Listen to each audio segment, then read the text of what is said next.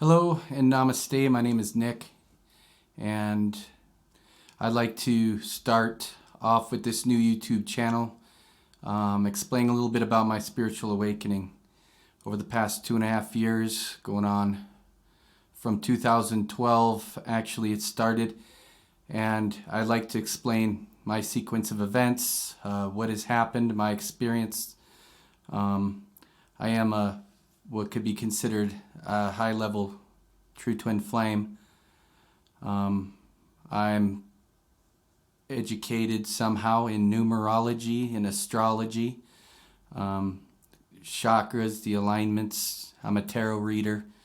Kind of was downloaded, kind of like the Matrix.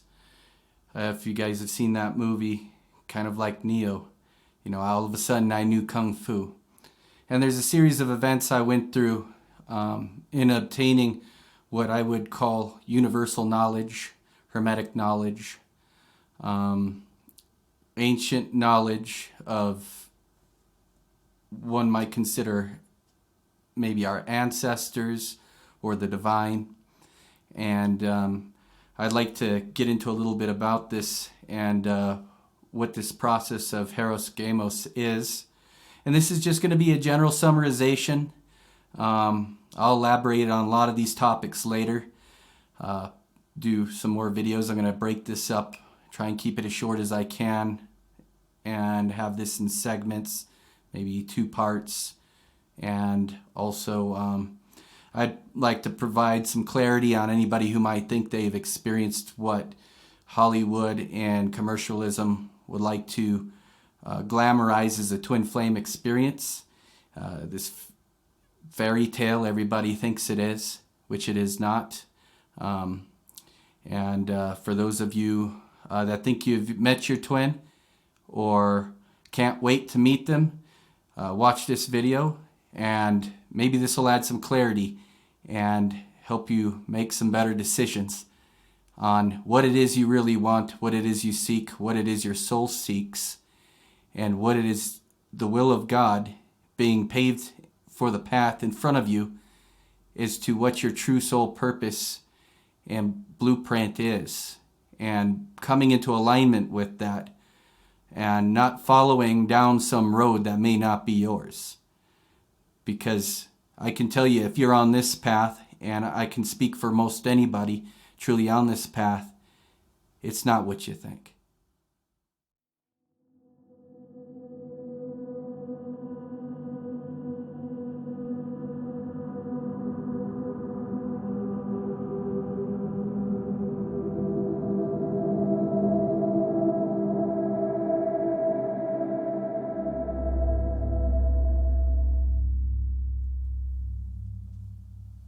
I'd like to talk a little bit about what are soulmates, what are twin flames, what is a soul family, what is a tribe. A lot of this going around the internet right now. And let's start with what is a soul, and I'll do my best to summarize this. For those that don't understand, there is kind of like the government. You know, we have a president, we have a vice president, we have a first lady, we have the Congress, we have all the governmental offices, and all of them trickle down, you know, and they kind of make a triangle and they spread out. What is at the top is at the top. And we have what's called an oversoul. You could consider this to be the beginning of our creation. This why we were made, what made us, kind of God, if you will, or call it an oversoul. But there is directly connected to our higher power. This trickles down into what we call monads. There are 12 extensions to each monad, and that's 12 as well. And when you have the souls that come apart off of this, each one connected to this monad, they all make a triangle as they go and spread out down in groups of 12. So we could relate this to the 12 zodiac, the 12 apostles. But there, at the top of those 12 apostles, you have a monad, or what would have been considered, let's say, the prophet.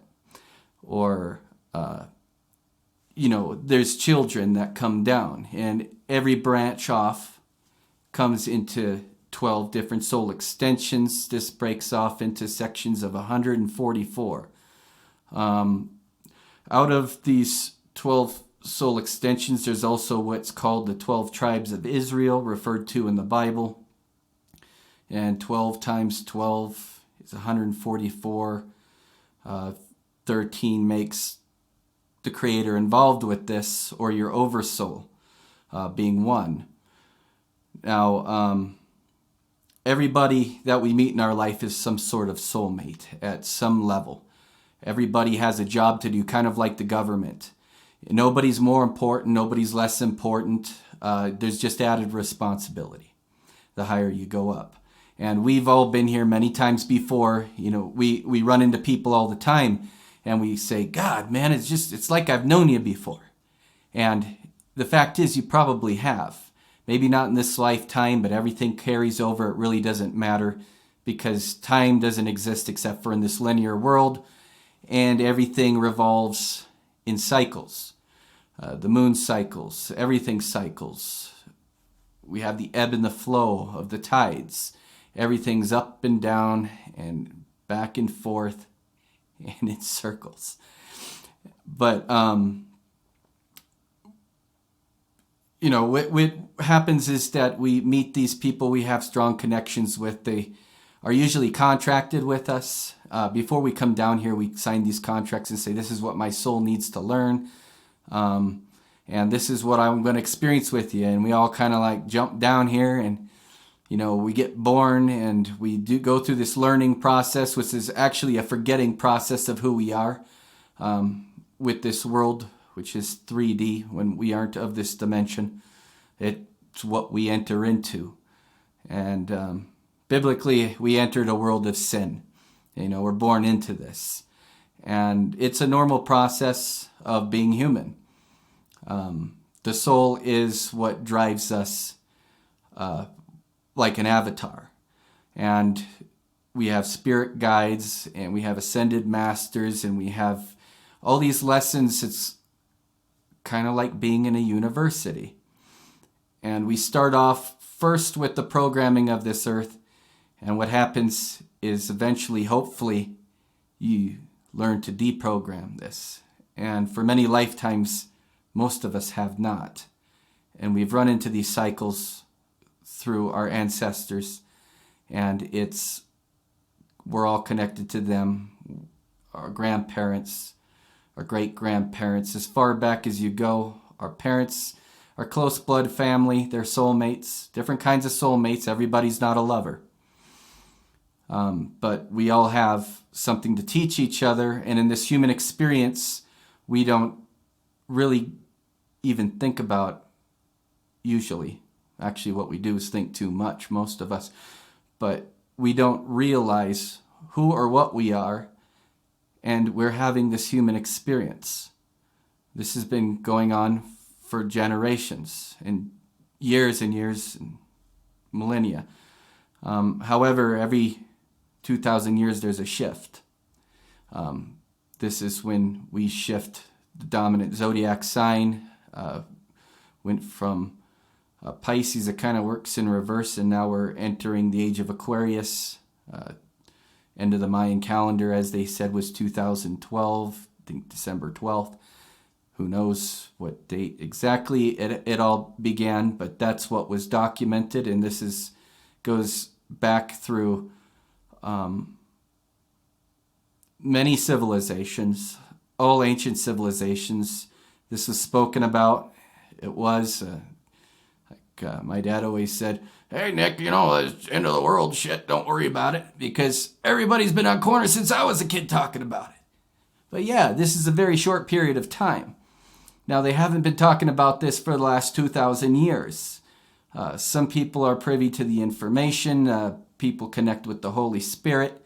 People connect with higher sources, their inner self, and they know things. We know things. We all know things. Actually, we know everything we've ever known throughout lifetimes, and it's all embedded in our DNA. Let me shorten this up a bit. If you're a twin flame, you come from that oversoul and you're split into two. Usually both are not incarnated as what we'd call, well, it could be referred to as the power of an archangel between the two when activated. And so there's two of you. When I was a kid, I always thought it'd be nice. It's like, man, I wish there were two of me. Careful what you ask for. But the case is that you're split into two bodies, usually a male and a female. Now, I hear of, gay relations between, and I really don't think it matters, because what it comes down is who's dominant of the same soul in a divine feminine and a divine masculine dominance. And usually it's the divine feminine energy or polarity that is activated first. But during a time of need and great upheaval and change in the world, certain groups of souls are sent down here. Being that you can't send an archangel, they send two cherubim, which difference is left and right hand of God, but they are static. Archangels are static, and they must stay there and do their work from where they're at as one whole being. No one human can embody the power and light of an archangel. So it's broken into two. When the two come together, it makes as if one archangel were here on earth. And that goes into wonder if two true twin flames can actually be in the same room longer than a couple of hours, once activated fully. As I mentioned, soulmates, were contracted out of these soul extensions. So everybody is a piece of us, we're a piece of them, and everybody's a piece of this oversoul. No one is better than the other, like I said. We just have, without that person at the bottom of the government, hierarchy, pushing papers, things would never get done as for the mission of the guy at top. So they're equally as important, and it's what they chose here to come and do. Just like some people are garbage men, some people are actors, some people are ministers, some people make things, But everybody has a creative edge to them that keeps them in alignment with their soul. Whether that be music, whether that be art, everything's art, even music, even religion is an art. Writing. But it's all about healing, unity, oneness, and learning lessons for the soul. And I think I'll end it right there. I could go all day long about this, and we'll continue at another point. Leave some messages in the comments if you want me to elaborate on any of this, and I can do a new video.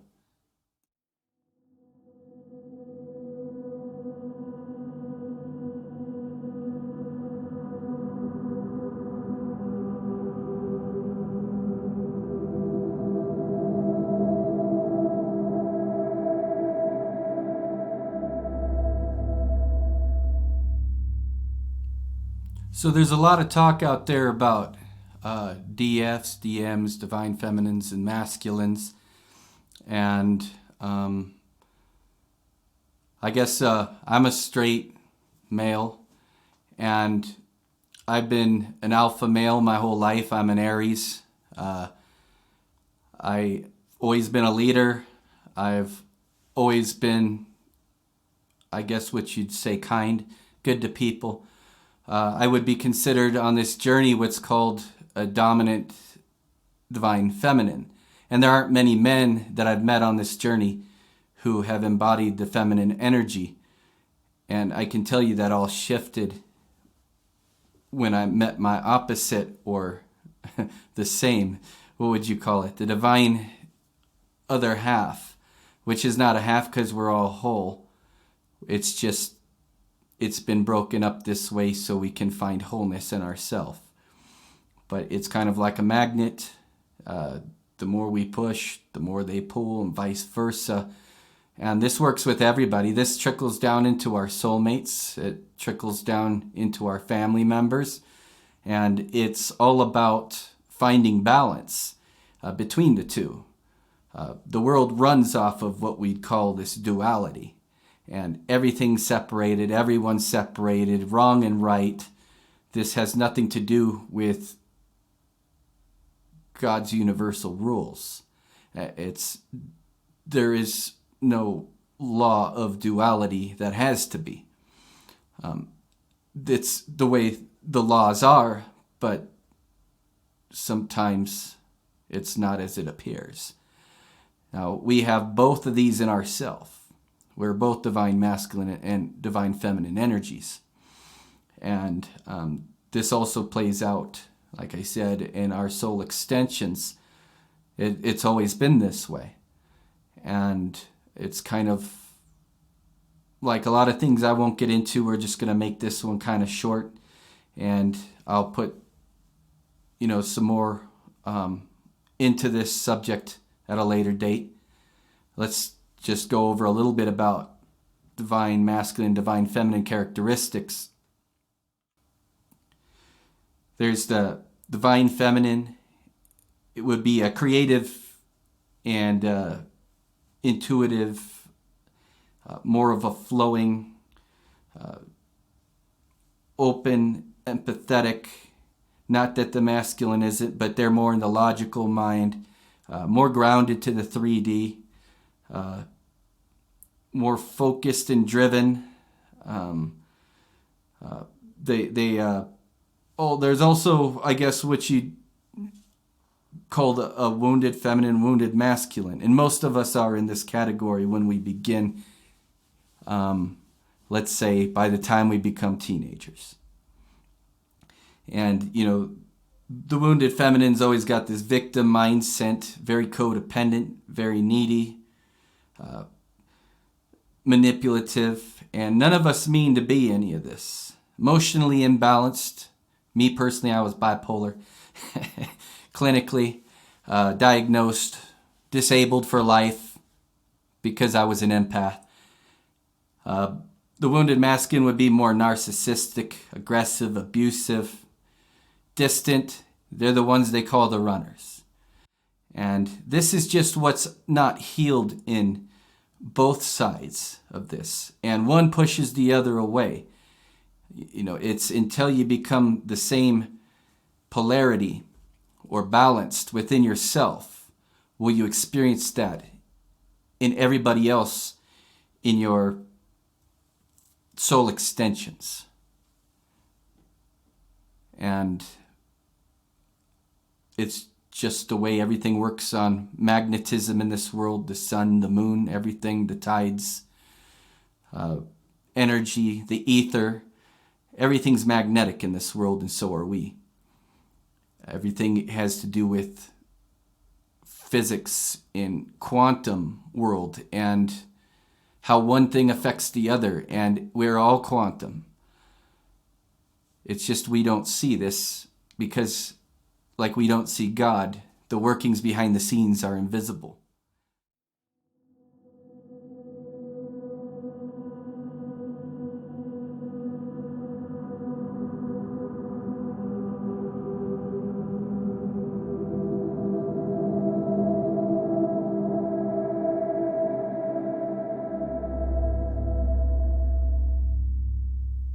I'm going to jump right into some of my personal history and start getting more descriptive on how this journey has worked for me.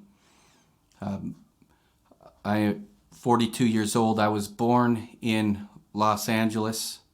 I lived out there for probably about 5 or 6 years. Spent some time in Houston.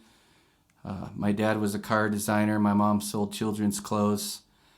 I was always a creative kid, always kind of seeing things in ways nobody else really did. About third grade, I moved to a small mountain town in California where I spent most, I guess, of my youth. It's actually where I've had to come back and I'm living now. Ironically enough, it wasn't on my list of things to do and places to be, let's say, 5-6 years ago. I got in a lot of trouble. I was always in a lot of trouble. Honestly, I've probably been arrested close to 30 times. And I've never hurt nobody, never did anything wrong. I've just kind of always been against the grain, against society's ways. It never worked for me. And it wasn't so much as I was rebellious, as it just didn't make sense to me. And I've never really done anything I felt was wrong, because everything that could be considered a crime was victimless. But there's a lot I had to learn throughout this process. And I can tell you 85% of my file was either dismissed or expunged. So what was this all for, one might ask? And we'll get into that here. I got arrested when I was 18 for growing pot. And, I actually, it was a very difficult time in my life. I actually went to jail for a good 14 months, just turned adult. Now we all know this is legal now, and I was doing it to self-medicate. I had a lot of depression and anxiety issues, which I didn't understand, which had to do with just who I am. And my mom always medicated, pills were the answer, still are today, unfortunately. But I went down that road myself. However, I self-medicated a different way. I moved to Hawaii about 97. I've always been in music and bands. Used to play guitar, recorded music. Moved out there. I ended up getting involved in clubs and bars. Became one of the largest heavy metal promoters in Hawaii, probably for about 8-9 years. Had my own clubs, did some yacht parties. It was just fun and games, but with that came, time to pay up at the end. And, I was an alcoholic. I was addicted to cocaine. I was addicted to a lot of things, women. I was very independent, yet codependent. I always needed somebody there. I always needed all these friends. So I thought, which most of them ended up not being friends and were just there because of what I was doing. I was always looking for somebody. About 2012, things started taking a shift. I joined the Freemasons. Had no idea what it was. Just kind of had a calling to go and check the place out. After about a year, on my birthday, my soulmate at the time decided to put up the cash because I was kind of dragging my feet. And all these initiations took place on my birthday. And I can't go into too much detail about that, nor do I have time if I wanted to. But let's just say shortly after spending about a year going through these rituals, I started losing everything. My whole world started falling apart. Mind you, this was 2012. I was getting in fights. The longer I tried to hold on to this old life and this world I built for myself, the more it fell apart, and the more I was at times, sometimes literally being beat down. The more I drank, the more I used, until one day, it came to a point, somebody died, another person I was dating after everybody left me. And, I started going to AA, I started getting sober, I started going through these steps, and trust me, it didn't work the first time. But eventually I caught on to what this was all about, and that I was not seeing who I was, where I was, and kind of you got to hit rock bottom in order to come back up. And the lower you go, the higher you're going to rise, and vice versa. But, I ended up coming back home. Long story short, I ended up being in a situation where I broke 10 ribs, had spinal cord damage in my back, worst pain I'd ever been through in my life. No medications worked, no painkillers. I had extreme anxiety that, and complete restlessness through the whole body. And there was just nothing that would work. So I got deeper. I'd always been spiritual since a kid and learned meditation, energy manipulation at a very young age. For some reason I couldn't understand. Just kind of had a knack for it. And so I went through this period of trauma, as they call it, to where I was at a point where the pain was so much, I didn't want to live anymore. I couldn't be here anymore. And this went on for years. So the only relief I had was going into deep meditations. And I'd go into and practice what was called quantum jumping. And there I would go, I'd count myself down. And I would go walk down this corridor and I'd go meet other versions of myself, what they call doppelgangers. And I'd meet these other selves, and I'd get information. I go, oh, this is what you're doing over here in this dimension, in this parallel reality. And started to initiate myself in what all this was. But I did this full time because the only way to get out of my pain was to get out of my body and to go into this like astral jumping, or quantum jumping, but astral travel and leaving the body. And I was really good at this. I'm even better now. But I had no idea what this is all for. But when I was there, I wasn't in pain. And eventually I was on all these heavy medications, still just trying to get some relief to the day because you had to function somehow. And I ended up doing a lot. I ended up building the house I'm in right now, which was built by God through me. And the energy in here, it's a healing temple. But that's another story. I experienced one night, I fell asleep during one of my quantum jumps when I was speaking with another one of myselves. And I realized I woke up the next morning and I was like, man, I must have fallen asleep and vaguely remembered anything. However, at that point, I realized my whole world had changed. And we're talking, this is about 5 years ago now.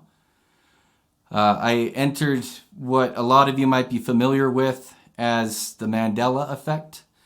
And everything was slightly off in the world I was living in. Everything was just, you can look this up online. We're all in this reality now. It's happened. It was something. And this was a shift that had to do with the changing of our paradigm and our timelines. And this reality at the end of the Mayan calendar that everybody said, look, nothing happened. Like, what was that? Year 2000, all the computers were going to change and nothing happened. Well, something did happen this time. It was very subtle at first.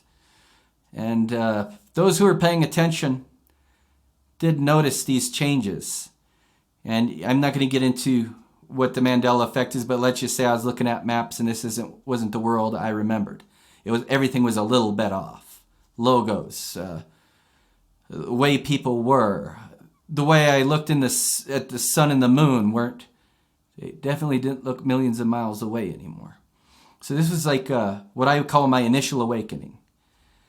And at this point, I started seeing 1111s, and I'd be looking at people going, man, don't you think this 1111 thing, how many times should you see this? Because I'm seeing a lot of this. And it started off with just 1111. And every time I look at the clock, anytime I look at a price tag or something, and we're talking 4 years ago, this all kind of started on this section of it. At that point, I had moved into my grandma's house. I had lost everything. I didn't know what was happening to me or why, because I've always been very successful in my life. But, at that point, we'll just say I started taking on family burdens.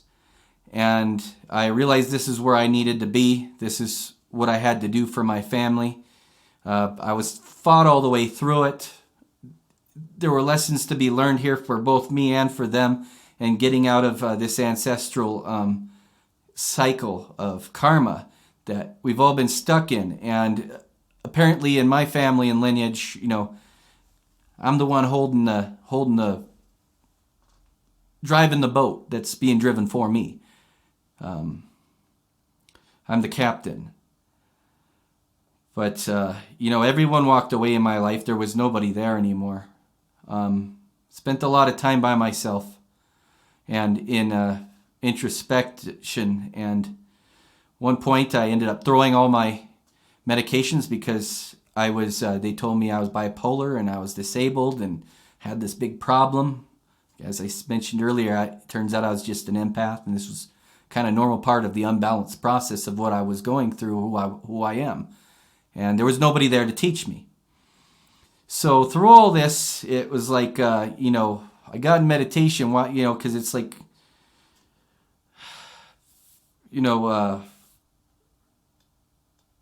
why? You ask why. Why is all this happening to me? Why am I being stripped of everything? And I was stripped of all 3D material items. I had nothing. Still to this day, I pretty much walk around with my bags packed, just in case. And I have stuff, but I don't have stuff. I don't want stuff. I don't need stuff. I have everything I need now, and we'll get into this. But it was part of the process of being stripped of all my pride, all my ego, and, which was different for my life, coming up to my grand awakening, and up until a year ago, 8 years of celibacy. You learn a lot.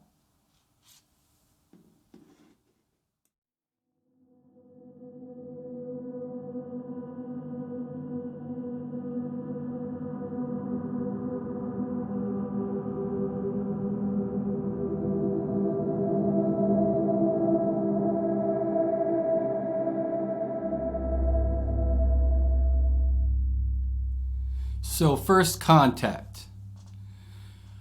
As I said, I was taking care of some family things, family business, burdens. My grandmother, while I was down there, she ended up handing me a letter and said, "What is this?" And I looked at it, and, well, she was looking at losing everything. Payments hadn't been made. It's a lot of family drama I'm not going to get into. And it's not important in what we're talking about here. But as a result, I took out a loan. My grandma wanted to move up to the mountains where I currently reside, and I'm speaking from now. And I've been here for several years now. They've been living up here for several years. But while I was down there, I agreed to take on, completely restoring the house, getting it up. I got a huge background in construction and project management. So I moved them up to a house where they wanted to live, and moved everything up there. And as I'm working down there, and I had a lot of problems getting the house up and ready, and ended up overcomping it so my grandma could have enough for at least the down payment necessary on the new house, which her and my mom moved in. My mom takes care of her still to this day. Anyhow, I'm down at the other house, and I get this call. And my mom said that she had somebody come in and cleanse and sage the house and bless it. Somebody that we knew through my sisters, I believe. And so I get this call, and I had been told in my initial awakening, when I asked why am I going through all this? What is happening? Why must I suffer so much? And I hadn't known the meaning of suffering yet, but it was what it was. And I get this call that my mom said, well, this girl came up here and she cleansed the house, and she got by your room, and she said she stopped, and she said, who is this? I need to meet whoever this is. He needs my help. And so immediately I knew, because I was told in my meditations 3 years, you'll know why. You'll meet somebody that will explain why your life has been shit and what all this has been for. And there is a reason for this. And I only kept going because I knew there was a reason, and there was something driving me not to give up. And so immediately, I broke into tears. I realized this is that person. Whoever this is going to explain everything to me. They're going to know why my life has been shit, basically, and why I've been through all this, what it all means. And so immediately I had this realization that this was somebody extremely important in my life. This is somebody that I've been looking for my whole life, and I knew existed. And she was a female, and just as a psychic had told me, a world-renowned psychic that was a good friend of mine in Hawaii, she said, hey, it all added up, basically. And so I had this fear. I was in my masculine energy, in my ego still, and I didn't know really too much about spirituality, except meditation's good, keep doing it. Had these experiences, something was happening. That's all I knew. And so I had a reluctancy to contact her, and I put it off for months and months. And, I got to a point where something just struck me and said, you know what, I'm having a hard time right now. I'm going to call this person, whoever it is. And so I call her, and, I'm sitting there, and as soon as I heard her voice, I ain't going to make this too corny, but it was like I recognized it. And it was soothing. It was the most soothing thing I've ever heard in my life. And she does meditations. I imagine people find soothing in her meditations, or comfort. But I've listened to 1,000 meditations at this point, and I've never heard anything like this. And so just conversation, and I felt compelled to tell this girl on the phone my entire life, and just couldn't stop rattling it off. And I didn't know why. And so first things, it's like, hey, I'm going to take you through a meditation. What do we jump into? Past life regression? We just start there, right? You meet somebody new in the spiritual community, and let's go on a past life regression and see who the fuck you are. That just doesn't happen, but she later told me she was guided to do that, and it was unorthodox. But at that point, I go into this meditation, I'm going in a past life, and I can see it in my perspective, and I still see it to this day, and I can always go back into this. It's like a wall, and it's snapshots layered on top of each other. And if I look out my corner of my eye, my third eye really, it's like off to my right, I can see like a script, like a movie playing that's not playing. But I can the deeper I look into it, the more I see. And if I want to know anything about past life to this day, I still look at this wall. And all in black and white. But as we're going, it's straight in front of me, I see this girl. And it was like eyes locked. It was like looking at God. And I had never seen a picture of her. And I just knew this had to be who I'm on the phone with that's guiding me. And I walk up to her, and we walk up like this, and we merge and become one. And I had no idea what was going on, except I thought this was pretty cool. And it was very overwhelming what was happening. And I seen us spiral together as one. And it was DNA. And I had no idea, of course. Never heard of twin flames or anything, mind you, either. To this day, she'll still tell you we aren't. But that's how the DM works. And kind of shook it off. I was just like, well, it couldn't be like somebody, like I'm supposed to be in a relationship, because she was engaged. Not only that, she was engaged to one of my friends I knew in high school. And, this is all back home here now, up in the mountains. And I think he dated my sister, or they were good friends. And, we hung out. So, and even when I knew him then, he was like a soulmate. I always thought, hey, I'm close to this guy for some reason. It's kind of like we're brothers. It was one of the few that I really felt close to back in my childhood, in high school. And didn't really get together too much. But when we did, it was very interesting. We had a good time. We enjoyed each other's company, best I understand, on both ends. And here I find out this person is engaged to this person. And I was like, oh, good for him. She must be wonderful. Anyways, later I see a picture of her, and I realize it's exactly who I saw in my meditation. And, this is something I look back on and go, you can't make this shit up.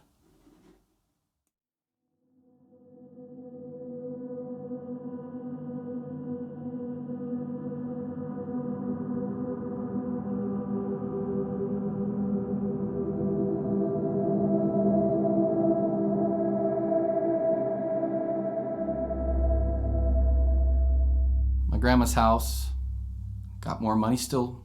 Nobody sold a house for higher comps in the area. Interesting how that just worked out. And of course, everybody in the real estate community going, you're crazy, you're never going to sell it. People basically throwing papers at me, trying to help me, saying, you're crazy. And I'm just like, I have faith in this. It's going to happen. One open house, sure. Top dollar buyer came in, no problems, happy to pay the extra money for it.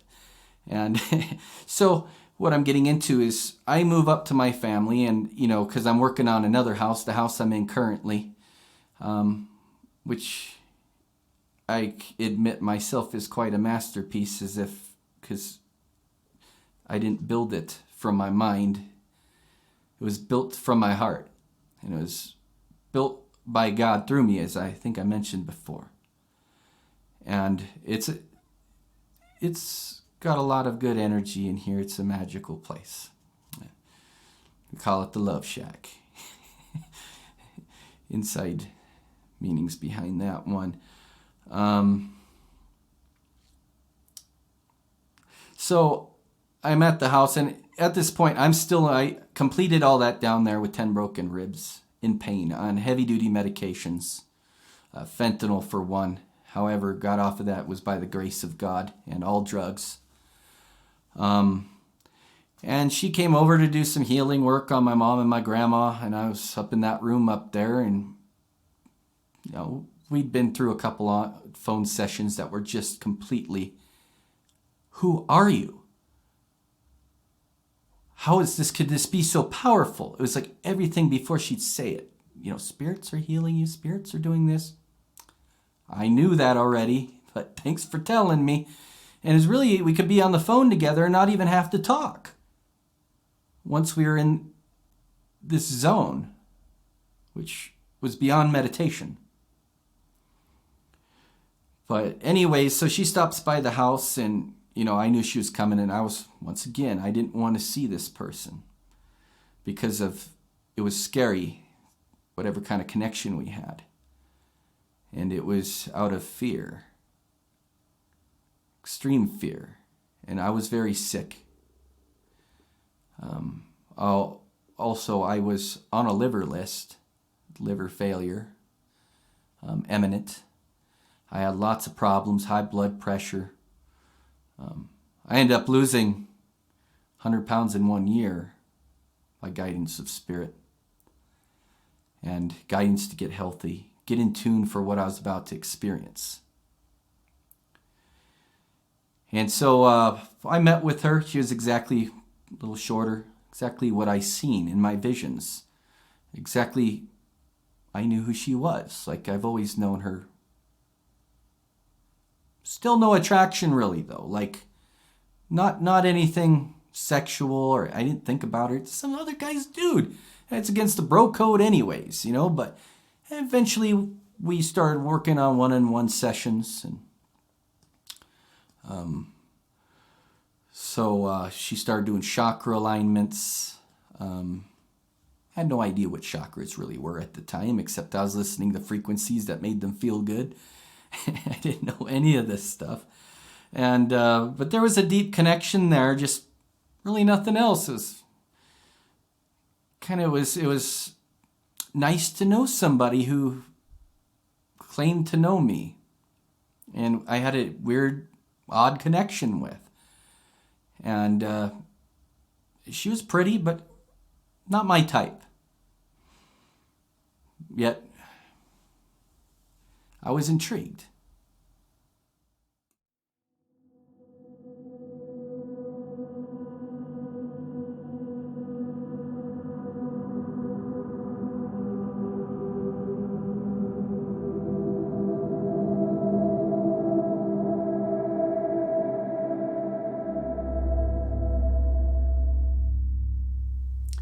So I think a couple months went by, and I was starting to pick up on things. And not that I wasn't picking on things up already. I saw these conspiracies. I knew the world had changed, and I wasn't in the same place. Kind of a preparation for things to come. And we both acknowledged that this solar eclipse that came in September 2017, they called it the Great American Eclipse, that it was going to be significant, that things were going to change. I knew somehow I was going to change. And,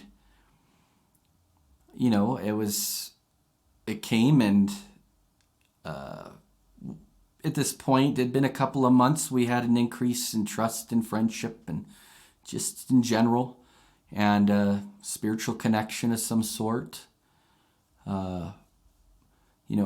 She said she knows who I am. And she says, you're not aware of it, but you're important in the world, and soon you'll understand. And I'm just like, whatever, that's great. It's like, I just want to build houses and flip houses and make a business here and have fun and go out and party. And but yet I was still mostly sober at the time. So I brushed it off, all this stuff that she was saying, and still I was intrigued. So that eclipse came. I filmed it, I was out in it. I could feel some kind of energy I didn't understand, and nothing had happened.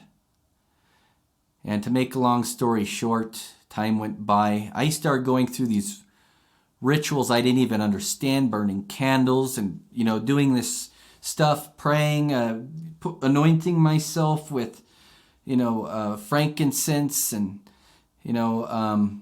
saying prayers, I am affirmations. And, I was still in pain, mind you, at this point. A lot of pain, and I was very sick. And so this new moon in Aries comes. This full moon in Aries, it was a full moon, and I'm in Aries. Didn't think nothing of it. I thought that, I guess that eclipse passed by. I know something's taken place here, but It wasn't a big deal at this point. However, when this moon on the day it was full, I dropped to my knees, and it was like I got hit by a bolt of lightning, and something interesting took place.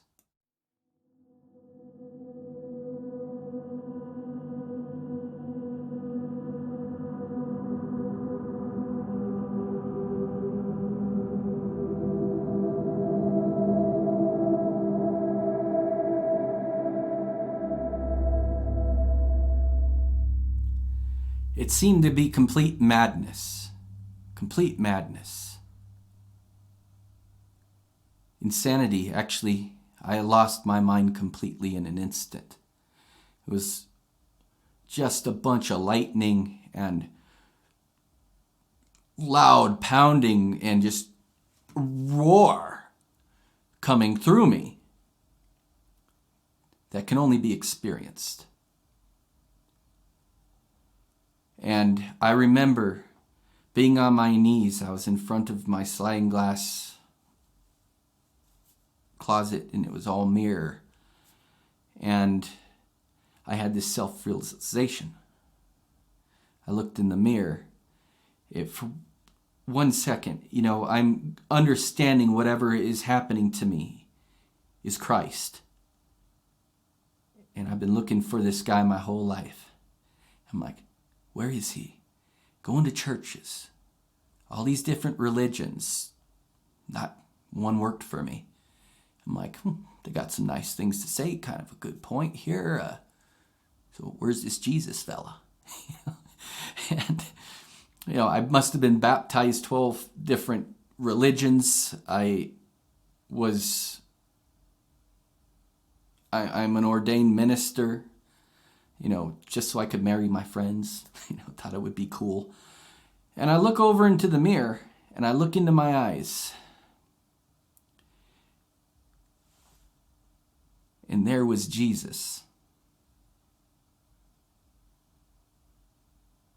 In an instant, I realized he was in me the whole time, that this kingdom of heaven was within me. And I had been reaching out and asking. Not that I believe I actually had a choice, because I do believe I have a big calling, and this would happen regardless. This was my path. But this was the part of self-realization. In this moment, ego death was taking place. My DNA was being activated. There were massive downloads. I didn't even know what a download was. Going through my head. Just... and I didn't know what was happening to me. I was scared, yet there's no words. In that moment, I also had a past life review.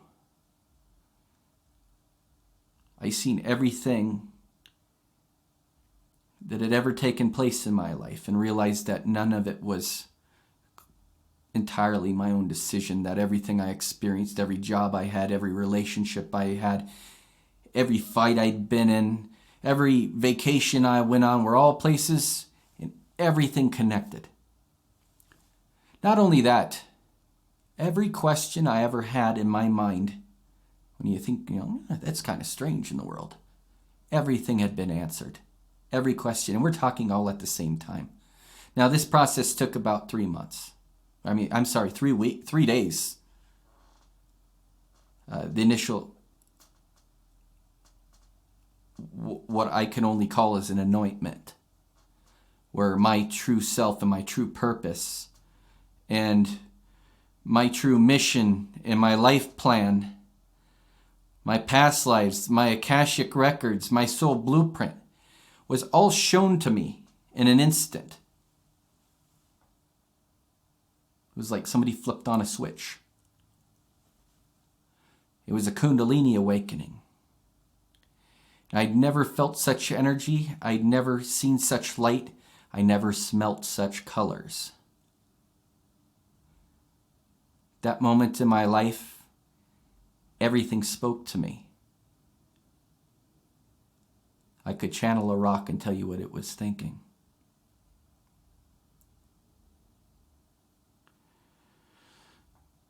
So also with this Kundalini process, something was happening to me. And I didn't even know what to say. My heart was exploding for this person I had been working with. Now, I've worked with teachers and stuff before, and it's like, I'm learning something from you. I'm becoming, it's part of this process with you, and yeah, I'm kind of interested, and you're special. Type of, I understand what like a teacher-student relationship can be like. This was not anything like that. This was not like any love I had felt. It was times 1,000. I loved everyone and everything. But the focus was on this woman. Completely. I remember going downstairs telling my mom, I don't know, something just happened to me. All I can say, because I can't speak right now. In fact, I don't know if I'll ever be able to speak again after this. Is that I think this girl is more important to me than I could have imagined. And it was like everything, it was like being on acid, DMT. I felt a glow. And all of a sudden, I didn't know the term, but I knew something had just happened. And I looked online, I'm like, there has to be some information on what just happened to me. How could somebody love somebody so much? And the prophecies and things that were coming to me, things I seen in the future, things how I knew they were going to be. Not in our timing, of course, which I didn't understand at the time. But not one thing has not occurred. What is it that I was looking at? What is it that was being shown to me? And who was doing the showing? So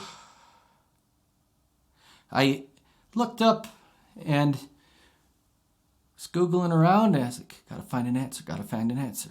What's happened to me? I can't go back and talk to this girl till I know what just happened to me. I don't even know what to say. And that's when I mentioned it to her and I said, look, have you ever heard of this thing called twin flames? And she knew something had happened to me. I walked in the room that day and we had to sit there and just take 5 minutes to try and calm the energy. And, at this point, I can only express I achieved what monks take lifetimes to achieve. Or lucky to achieve in their life. And this all took place with almost no effort, in an instant. And I could tell you, one could never achieve a higher frequency of enlightenment than I had achieved in that moment. And I didn't do anything to achieve it. It just was. And I didn't understand it. But I know that it's about the highest level of enlightenment one can receive. Because I knew, at that point, I knew I was this close on the edge to being here or just dissolving into light itself. And I actually was worried about it. And I asked, this twin flame now is what I knew for certain she had to have been. Am I going to be here tomorrow? Do you hear that? Do you hear the angels singing? Do you smell the roses? Can you taste life? And I was speaking in I ams, specifically to her. As far as I knew, this is the only person I could possibly trust. And in that instant, I loved her. I knew God could not love anybody. I could not love anybody, her in this moment, more than God loved her. What I didn't understand is that she was me, and that was a reflection of myself.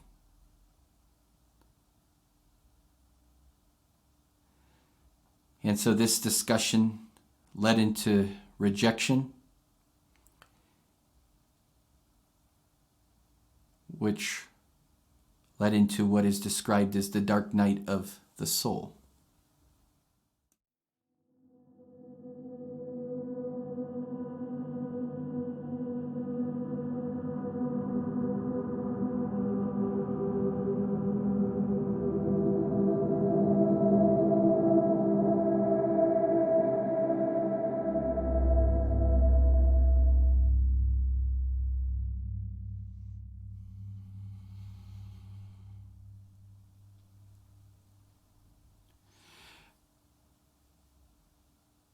I'm going to keep this one pretty brief if I can, because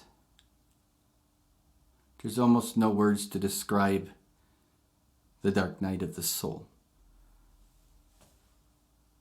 I was depressed off and on. I've been borderline suicidal throughout my life due to my extreme highs and lows, which weren't all completely mine. It was a lot to do with people around me and me empathically picking up on it and not realizing I was actually collecting energies of everybody, and even people I met would stick with me. So I understand what depression is. I understand what heartbreak is. My heart's been broken many times. In fact, before this all happened, a couple years prior, which led to my sobriety, I had somebody I'd been dating for a while die in my arms. And quickly as she was here, she had left this world. And it was pretty big shakeup for me. And so I know what pain is. You know, I've been going through pain at this point for 2.5 years maybe now, with the broken ribs that just wouldn't heal, being sick all the time, the constant anxiety, the panic attacks constantly. And this was much worse. Actually, it can't really be described. The darkness that I entered only by this woman that I had met, that came out of nowhere, I really didn't have feelings for, and all of a sudden there was nobody else in the world but her. In my whole life, not just my life, the whole world came crashing down into this deep darkness. I tell you, I laid in bed. And it was like everybody I'd ever met, every family member had died. All in the same plane. They just got the news. They all just crashed into the mountain. Everything and everybody I'd ever loved. So this is part of going through a massive ego death. And I laid there, and I couldn't do anything. I couldn't do anything. I was in such a dark place that even if I wanted to kill myself, I just couldn't even. I couldn't even go through the motion, because I was floored. I was in review of everything I'd done, not in this lifetime, not just my lifetimes before, everybody ancestrally. Anybody who'd killed somebody in an act of war or vengeance in another lifetime, including I had blood on my hands apparently, knowingly. If it was even me or if it's just ancestral and was somebody, we're all part of that same soul. So what I understood I was doing was purging all of this. And it was all being brought up to the surface. I had to look at this. Things I had no clue what I was looking at or feeling. Everybody's feelings, not just their feeling, the families of the people who had died or had been killed in an act of war in the name of God years prior, lifetimes prior. Every one of those family members, I had to individually feel their pain. All of them. All at the same time. Along with my own family being dead at this point. My mom, my dad, my sisters, my aunts, my uncles. All my past loves. Everybody in a plane accident right into the side of that mountain. Deepest, darkest, I didn't want to be here anymore. I gave up my life.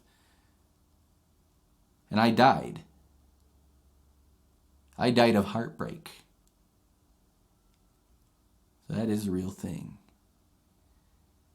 I gave up this life that was a dead life for this new garment. You know, one blessed by the Lord. Christ activation, self-realization, an alignment with my path and purpose.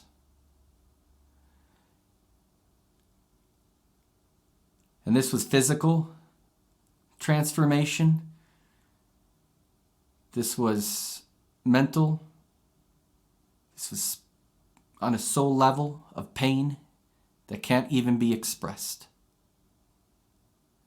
And I think I cried, and I didn't sleep.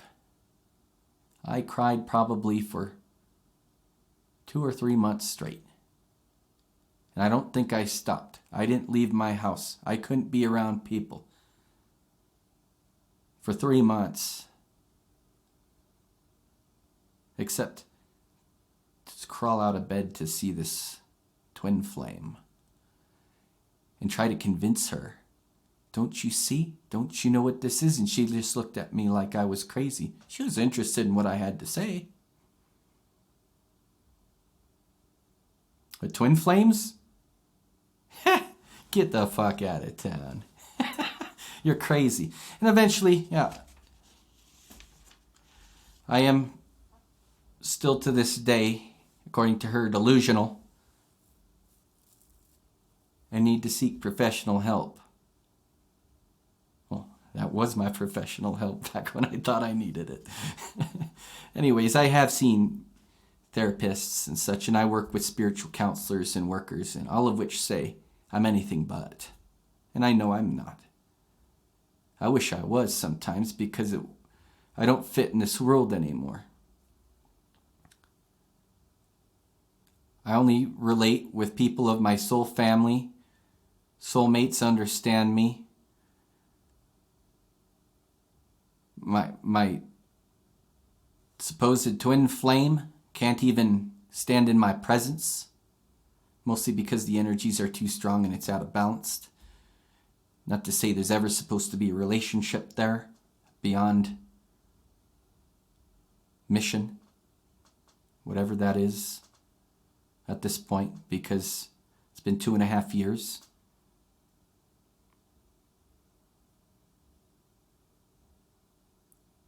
And we'll get into that another time. But the pain, the agony, cannot be described. You know, people, yeah, I went through a dark night of the soul. People will say, how, when, how, what happened to, how'd this occur? What was your date? What triggered this?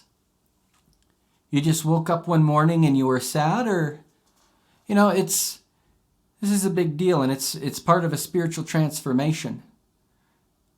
One of the most painful things a person can endure, of the likes of the crucifixion of Christ. They wrote a book about this. It's called the Bible. In Jesus' name. This isn't something you mistake, guys, your twin flame. In 2.5 years, it's been anything but romantic. In fact, I've tried cutting cords. I've tried running away from this myself. I've tried shutting this off. One good thing in this whole process is I don't think anymore. I just am. And I am present.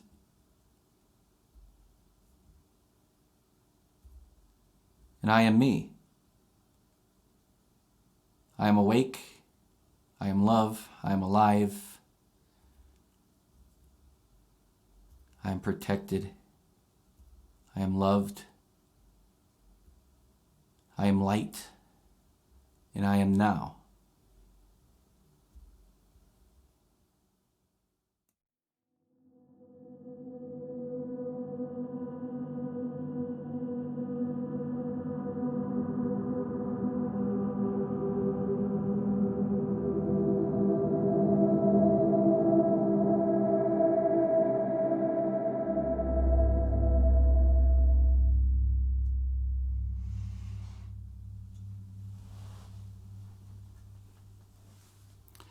Let's discuss this process called separation.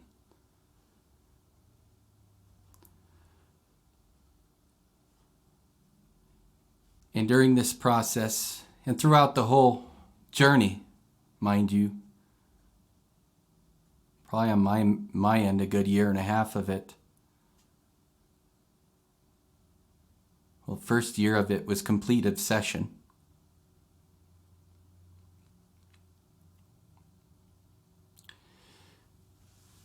Obsessive thoughts. And we're not just talking obsessive thoughts like she's on my mind. She is my mind. Because there was a transfer that took place. There was a alchemical merge or marriage as it is. And the thinking, all-consuming. It's completely consuming. It's everything. You can barely function.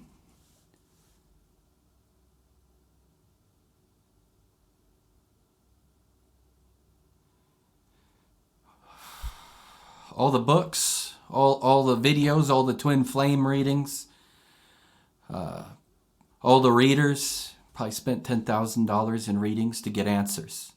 I wasn't so much obsessed with her as that she was on my mind all the time, constantly.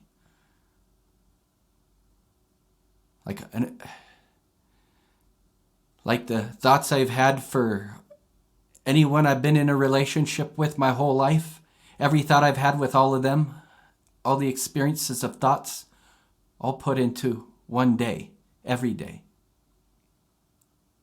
for a good year.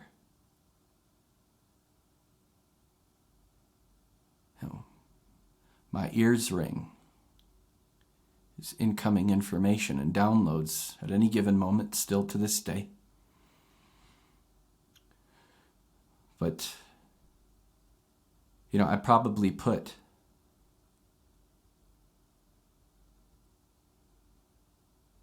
$10,000, $15,000 hours, if there's that many, into research, not to mention all the information that came back in hermetic knowledge and having to look up these symbols and the 333s, the 444s, the 11s, 11s, 717, every combination, everything is a synchronicity.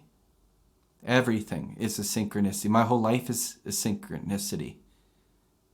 Why? It has nothing to do with the twin flame. It's because I am now in sync with the universe. I'm one with the universe. I understand as much as I'm able, as one man with a modified mind, body, and active chakra system, advanced chakra system, advanced DNA evolution system. It's a lot for one person. That's why there's a whole collective, a whole group of us, a support group that we all need to be We can only understand each other on this journey. Nobody else will. Friends, family. If anything, tell you to get over it. They tell you there's a lot of fish in the sea. They even intervene and try and break it off for you because you can't. And they're doing it out of the kindness of their hearts because they care. I believe they do.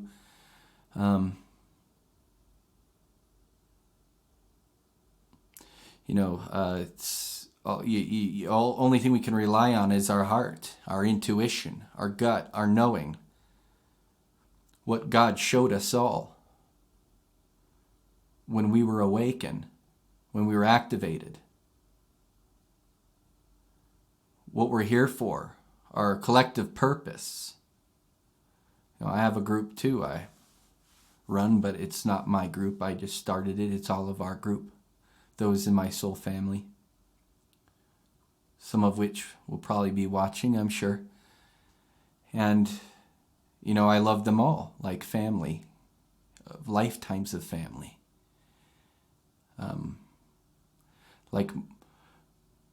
It's mostly women because I'm one of the few men that are DFs in here, or the first to be activated.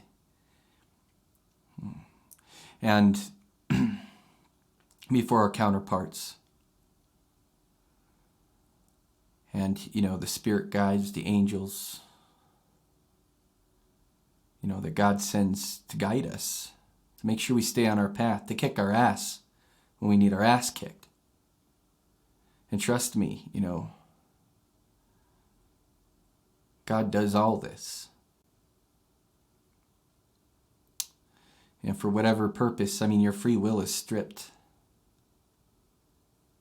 Did we ever have it to begin with?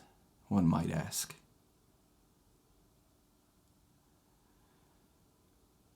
Free will, it's, as I've explained, it's enough rope God gives us to hang ourselves. And then when we hung around long enough choking, an angel comes by and cuts the cord and says, get up. Start walking, you're all right. Walk it off. And, it kind of says, hey, I'm going to walk that straight and narrow path. I don't want that to happen no more. And it's where we end up anyways, anytime we get off path. However, on this journey, you're given a very thin line. It's like a tightrope. And the divine says, try not to step on any edges. At this point in the journey, I've been given a little more leniency, as my will becomes God's will. And I'm properly trained, rather, to walk God's path on my own. And then out of free will, I know better than to get too out of line in one way or another, or off that line. But, the amount of research that goes into understanding this, I'm not sure if I mentioned, it's not about the twin flame. It's about understanding what happened to me. I got some sitting here. I got tons of these things. What? Twin flame code breaker. It's like written by twin flames trying to figure this thing out. The handbook. Whatever. That's stacks of these things. Online books. All the people I paid money to.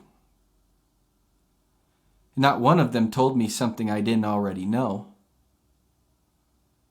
But the right one said, you're on the right track. Just keep going. Have faith.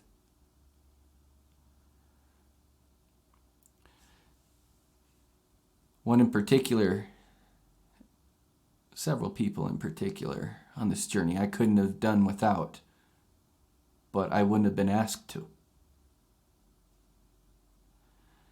And the doubt that comes along with this, you're always doubting, is why you're always looking.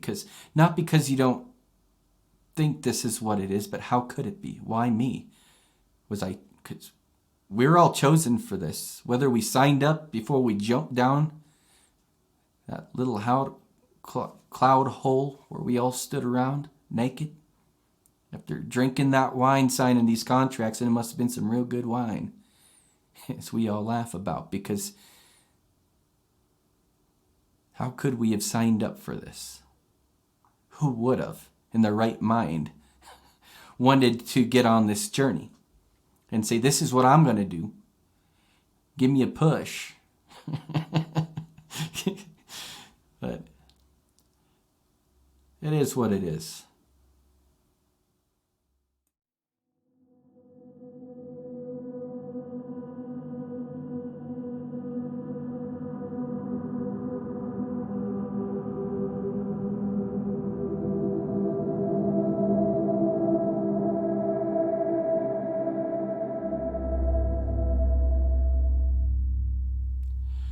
I like to start this next chapter here and just mention that I am very grateful at this point for this journey. I'm grateful for everything that's been revealed. I am grateful for remembering who I am. I'm grateful for the people who have come into my life since. Now, when I did finally get out of that bed and start going, I'm going to have to mingle with these humans. I started going to where the people go. I wasn't drinking or anything, but I drink a little now, and I did, and I had to revisit all my addictions. All of them. And I had to play them out in like a crash course. Like to the point where God made sure I'll never want anything to do with them again. It happened very quickly. But in the beginning, it started off very light, and I was out meeting people, and anywhere I'd sit, it was like I was a flame for the moth.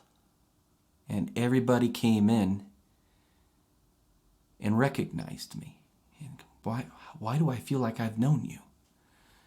You know, it's like people knew who I was, but not as Nick. These people I'd never met before. They were soul family. They were soul mates, and they were all coming in because the timing was right. Because I've gone through this process, it's time for everybody else to step in. A lot of which I had to activate myself in. Not like a twin flame, but a lot of everybody's been a mirror in my life. It's been a test of unconditional love for everyone, any situation, to not judge, to always be kind, to always be mindful. And none of us are perfect, but God strives to put us in positions that will make us more like Him. It's part of the plan. A lot of this is ancestral karma. As I mentioned, these soulmates have always been soulmates because they're soulmates. They're part of the same soul. You know, there's the hand, and all your soulmates are on them. Out of this whole world or universe, out of everyone, those that mean something to us can fit on the hand over a lifetime. You got people closer to, right about here. You got some that are closer up to there. And then you have that one that's your exact fingerprint. That's your twin flame.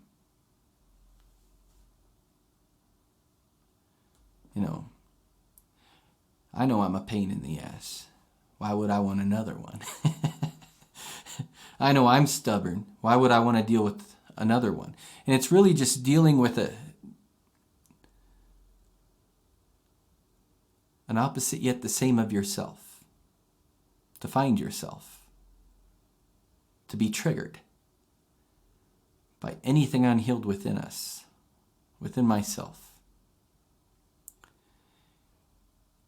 And twin flame or not, all my soulmates are still dealing with the twin flame in this oversoul collective of monads and soulmates, which were all of the same hand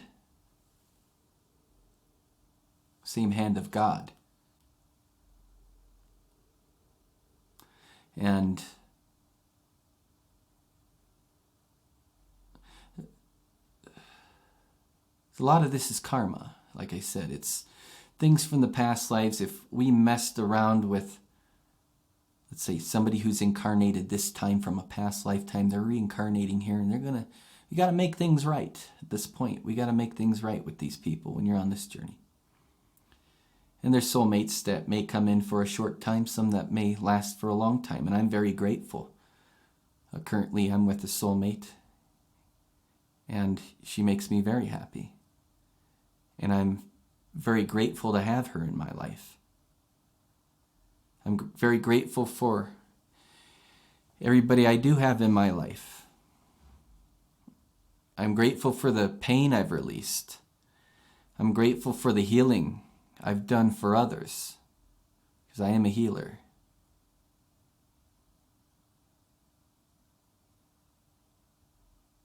I'm probably one of the best healers I know.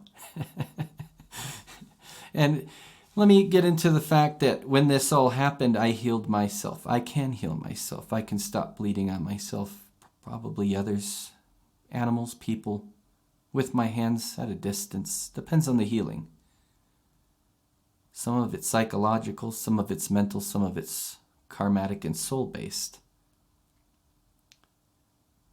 Some of it's just contracted to bring others into the light by showing them their own darkness as a reflection, or just being the reflection.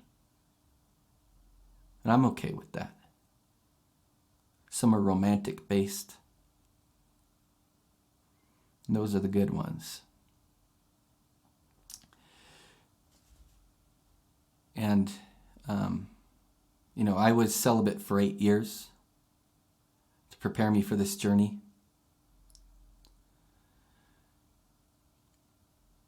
And, it's hard getting, especially once you become spiritually awakened in these, for that to be okay again with another. Especially when we all have these expectations that we are going to be with our twins. And there's no promise of that in this lifetime. I mean, we do have our plans that were met, and whoever we're with is who we're supposed to be with now. We're always where we need to be, everybody in life anyways. There are no mistakes, there's lessons.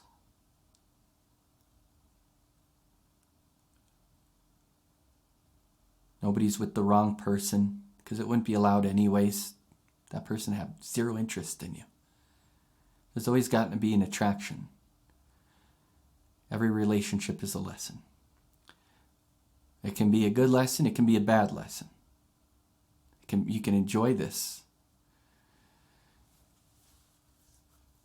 Both sides can enjoy it. It depends on the contract. I'm happy right now with who I'm with. I've enjoyed meeting the people that I have met on this journey, and I'm grateful for every single one of them.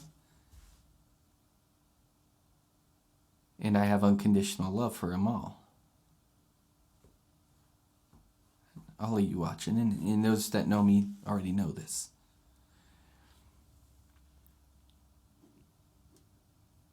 Amen.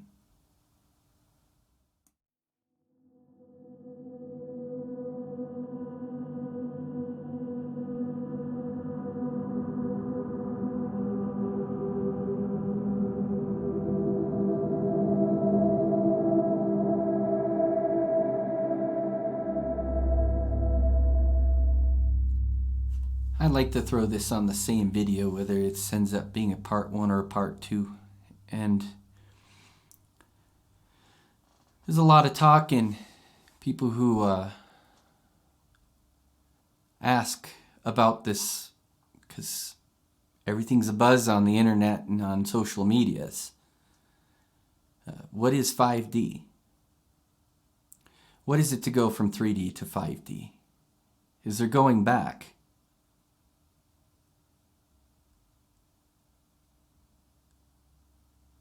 My experience, not just 5D, but higher dimensions up to the 12th dimension. I was waking. I experienced, most of which I remember is only up to the 9th, but I know when I access those levels of communication. That's the 12 chakra system that's awakened through your DNA by just the mere presence of meeting your reflection.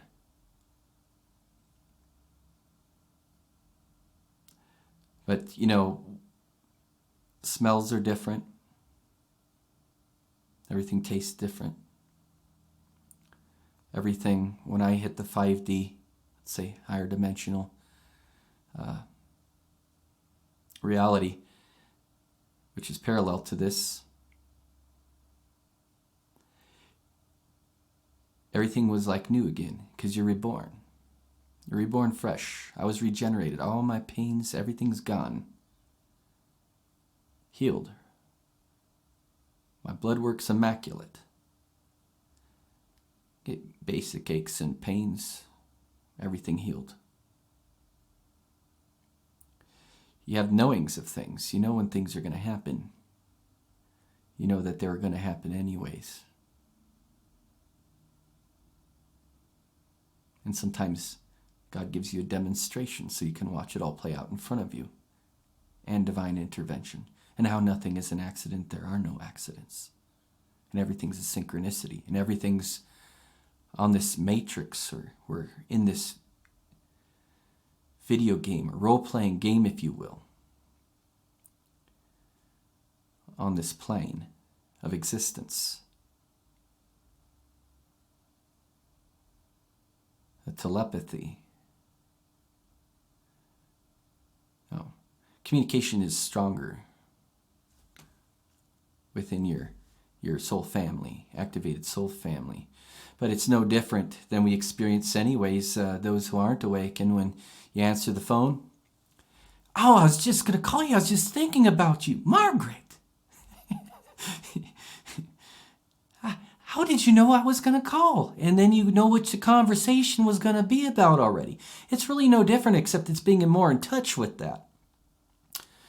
And really, words get in the way at this point. Just like thinking gets in the way.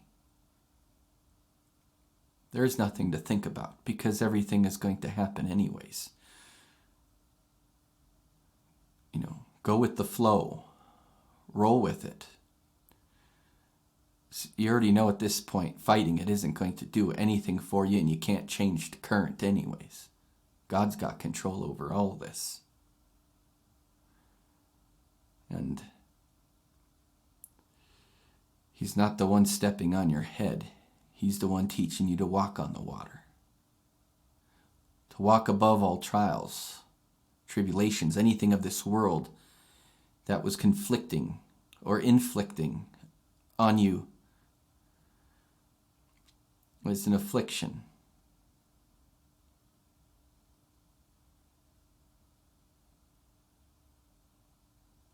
To walk above it.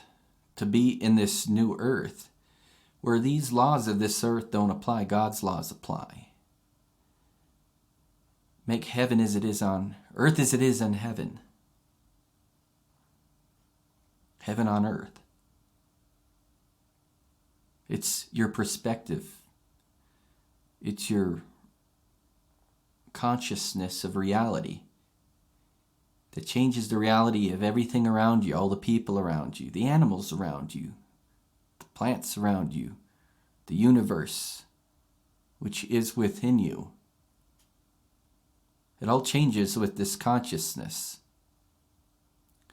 The bliss and joy that you feel every day, even when I'm crying, I still have a smile on my face. Because with the vulnerability that comes along with this, which is your true authenticity, There's nothing wrong with that. But the love is always there. I no longer have any resentments towards anybody. I don't hate. But I try to stay neutral as an empath.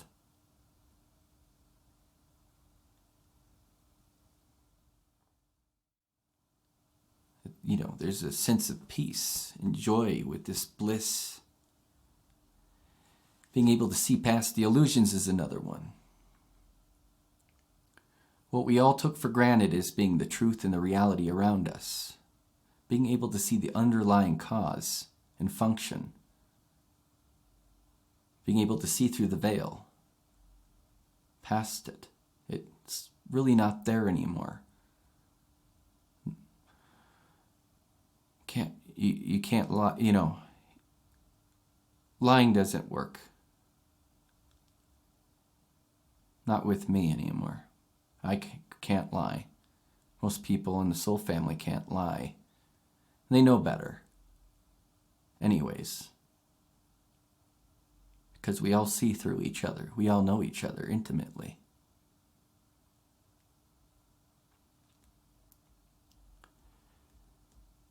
It's living this life versus going back into that death.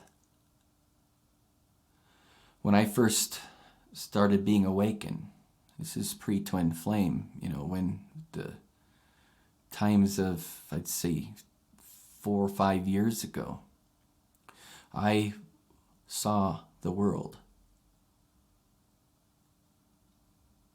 And I was sure we all died. We're all in hell. I was sure of it. Everybody was a zombie. Everybody was walking around. Well, now I'm in the 5D. I see I wasn't wrong. And part of our job at this point is to help people see the light. To find it within themselves, to become it. To walk in it. Part of that includes forgetting everything you were taught. Start over. Fresh mind.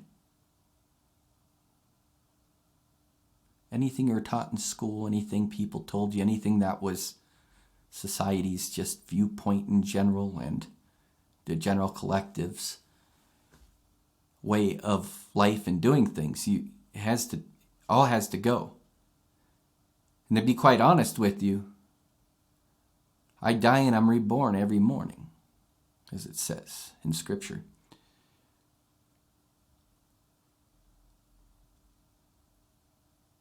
Every morning I'm reset with the present. Past what happened yesterday, 10 years ago, some things take some work to continue purging, but it's not there anymore. It doesn't bother me. If I had a fight with my soulmate yesterday or my family, well, that was yesterday. Let's do better today, right now. So to answer the question people have with 3D and 5D, I'm still here. Everybody in the 3D that's in the 3D. Why would I want to come back, though, from where I'm at now? This all doesn't sound so bad after you work so hard to get there. Even if it wasn't your decision. But we can decide. These earthly things, they mean nothing to me anymore, but I understand it means what it means to others, because it did. That's empathy.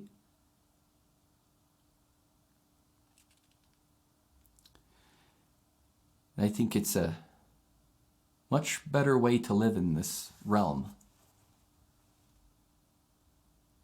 It should be the only way we all should be living. There's no reason we can't have things. It's just that's not my mission. And that's not on the path I'm on right now, today. All will be given. I'm always taken care of. I'm never in lack. I always have everything I need every day. And for that, I'm grateful.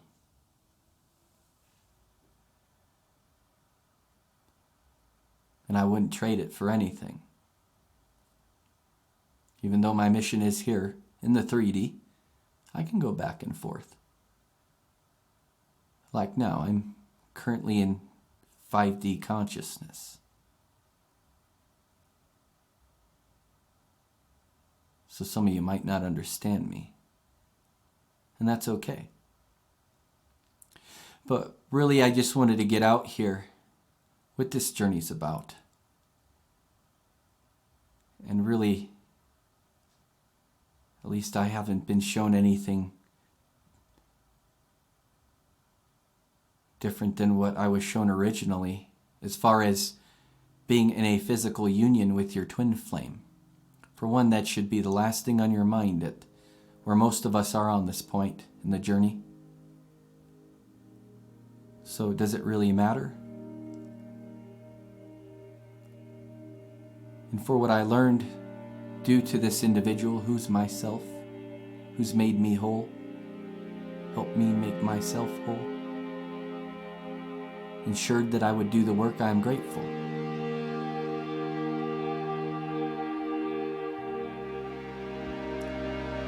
And that's all I got to say about that. Namaste.